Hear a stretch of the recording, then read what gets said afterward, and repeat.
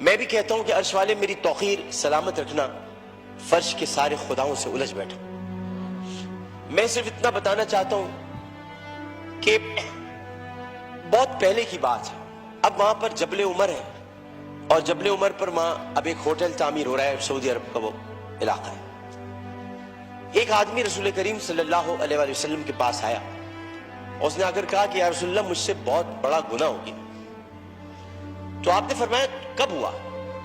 لیکن اسلام لانے سے قبل ہوا۔ آپ نے فرمایا کہ ٹھیک ہے، اب تم اسلام لے آئے ہو، تمہارے سارے گناہ اللہ نے معاف کر دیے۔ اس نے کہا میری بات سن لیجیے رسول اللہ، میں آپ سے بات کرنا چاہتا ہوں، اپنے دل کا بوجھ ہلکا کرنا چاہتا ہوں۔ آپ نے کہا کہو تم کیا کہنا چاہتے ہو؟ اس نے کہا یا رسول اللہ میری ایک بچی تھی، میری ایک بچی تھی، اور میں اس بچی کو جب وہ 5 سال کی ہوئی تو میں اس بچی کو کہا میں چلو تمہیں جنگل لے کے چلتا ہوں، اور میں اس کو لے کر چلا۔ جناب اسپیکر توجہ چاہوں گا، میں اس کو جنگل لے کر چلا۔ اب میں اس لیے لے کر چلا کیونکہ میری عزت پر حرف آ رہا تھا کہ میرے گھر بچی کیوں پیدا ہوئی۔ نبی کریم بہت غور سے سن رہے تھے، صحیح بخاری اور صحیح مسلم میں اس حدیث کو بیان کیا، ترمذی شریف میں بہت تفصیل کے ساتھ۔ تو انہوں نے بہت توجہ سے سنا اور کہنے لگا میں جنگل میں لے کے گیا، پھر میں نے ایک گڑھا کھودا۔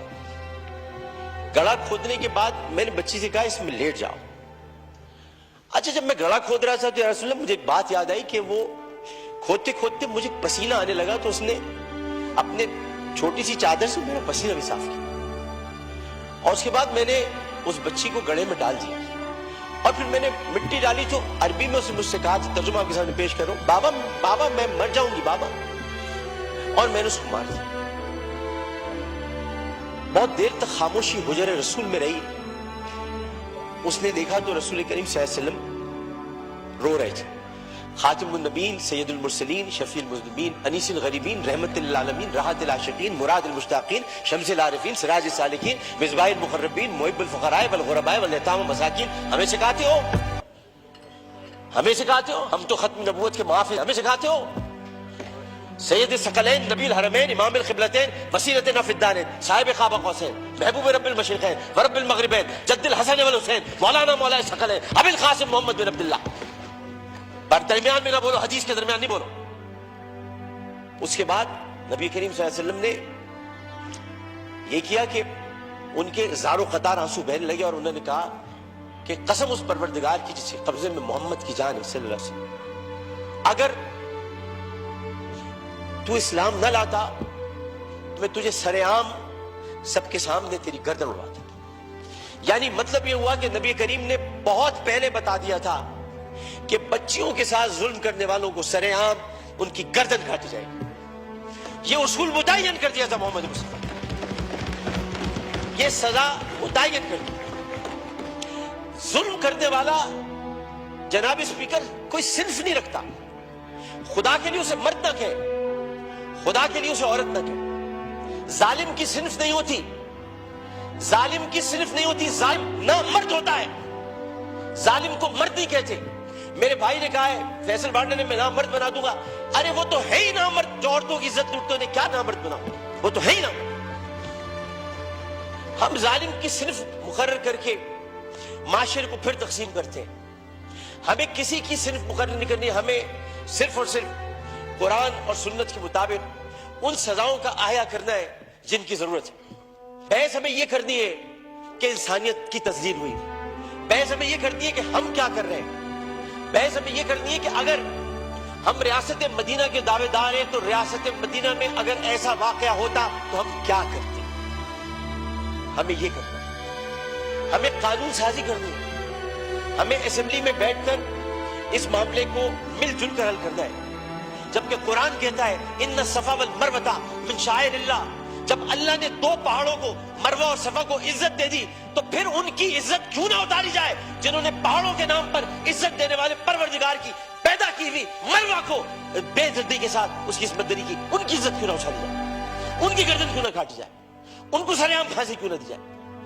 جناب اسپیکر، میں آپ سے صرف یہ بات کہنا چاہتا ہوں، میں شکریہ ادا کرتا ہوں اپوزیشن بینچز کا بھی، میں شکریہ ادا کرتا ہوں اپنی پارٹی کا بھی، میں سب کا شکریہ ادا کرتا ہوں کہ جو اس وقت اس درد کو سمجھ رہے ہیں, جو درد کو سمجھ کر بات کر رہے ہیں, اور جو نہیں چاہتے کہ اس وقت سیاست ہو. ہم میں سے کوئی نہیں چاہتا, اور جو ان باتوں پر سیاست کرے گا معذرت کے ساتھ, پھر وہ سیاست کر رہا ہے, عبادت نہیں کر رہا. وہ عبادت نہیں کر رہا. یہ اس وقت عبادت کا مرحلہ ہے, اور عبادت صرف 5 وقت پروردگار کے سامنے سر جھکانے کا نام نہیں ہے. عبادت ظالم و جابر حاکم کے سامنے کلمہ حق کہنا بھی ہے, اور عبادت اپنی جگہ پر رہتے ہوئے جو اللہ تعالیٰ نے قوت گویا عطا کی ہے, اور 5 سوالات جب حشر میں کیے جائیں گے, کہاں سے کمایا تھا, کیسے کمایا تھا, جوانی کہاں گزاری, بولنے کا علم دیا تو بولے کہ نہیں بولے, ما کنت تقول فی ھذا الرجل, اس رسول کے بارے میں تمہارا کیا خیال ہے, کیا جانتے ہو, اس وقت ہماری زبانیں گم ہو کر نہ رہ جائیں.